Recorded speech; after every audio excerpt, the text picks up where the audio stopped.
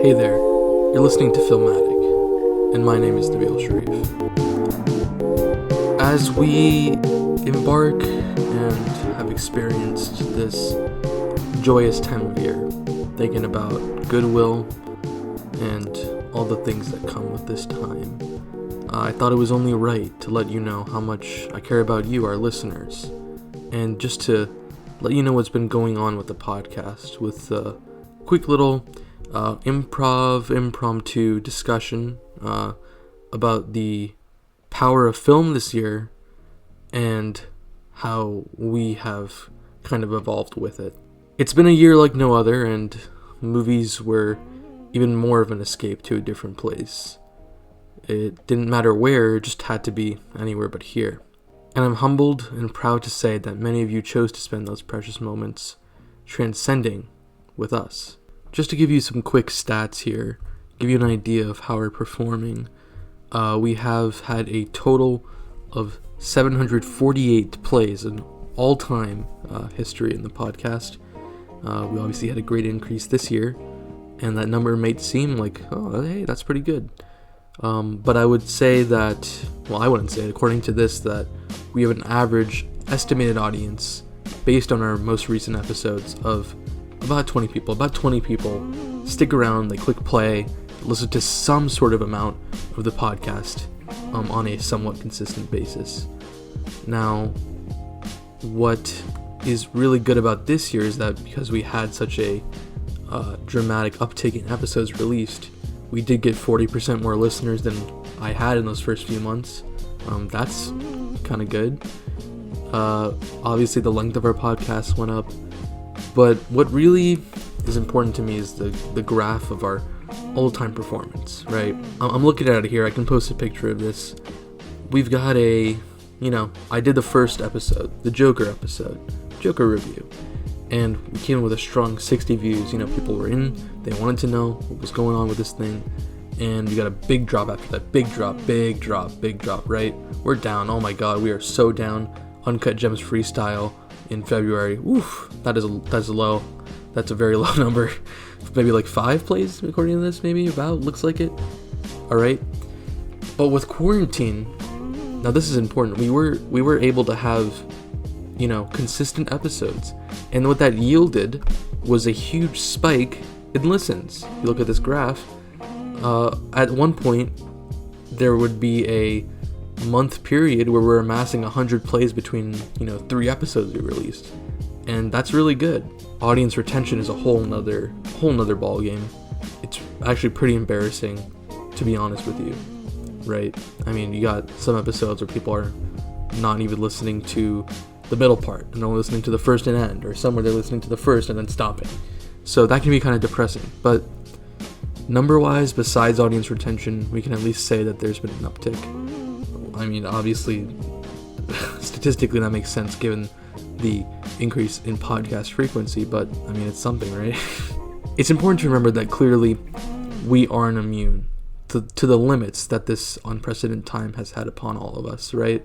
It gave us something in terms of that chunk of summer months where we were able to put out content, but also in other ways it didn't. We would schedule a podcast recording, and sometimes the people who most want to do a podcast are unavailable, so we would delay things for the most comprehensive and enjoyable episode for both the viewer and the creators.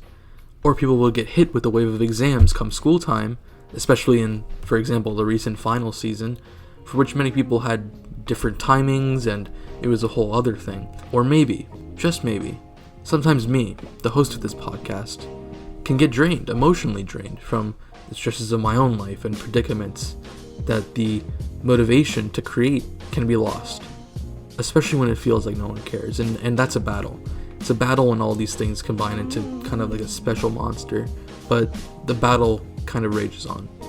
I'm going to continue to commit to doing my utmost to putting out content above these circumstances and pulling that content to a tighter schedule, as much as I can with all this stuff going on.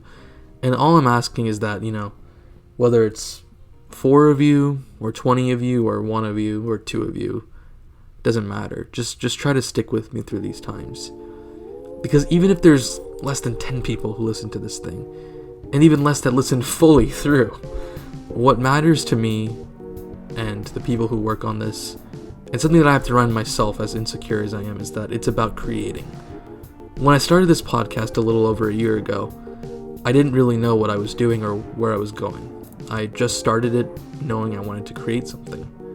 I wanted an outlet for a passion I had that I had no other avenue to pursue for many reasons, and so I just did it. And over time, I'm constantly learning what I'm doing wrong and what I can do to adapt and evolve the content that I'm working on. Case in point, I had an absolutely phenomenal idea, in my opinion, okay? In my opinion, I had a pretty cool idea for a project that was holiday themed, that would have, right, potentially, if it shook out right and everything worked out on my end and any other end, would probably be the freshest episode we've had.